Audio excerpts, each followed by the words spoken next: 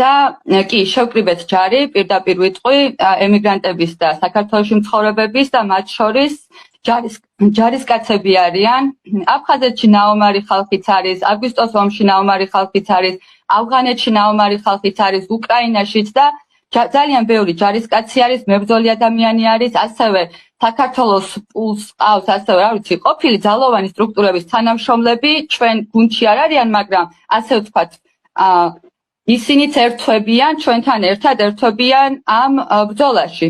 და კი, პირველი ეს არის, რომ ჩვენ ჯარზე ვდებთ, ჩვენს ფსონ ქალები ბევრს ვაკეთებთ, შეიძლება გამბედაობით ვერც ერთი კაცი ვერ დამიდგეს გვერდით, მაგრამ ფიზიკურმა ძალამ უნდა გადაარჩინოს და ამის დემონსტრირებამ, რომ აქეთ ჩვენს ხარეს მარტო ქალები კი არ ვდგავართ, კაცები დგანან და წინა რიგებში დგანან კაცები.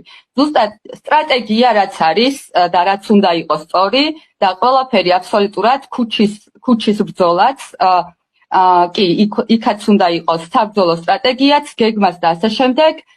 და ხო, მოკლედ ამ მზადებაში ვართ, იქ თავდაცვის საშუალებები, იქ ყველაფერი, რაც სჭირდება ამ ბრძოლას.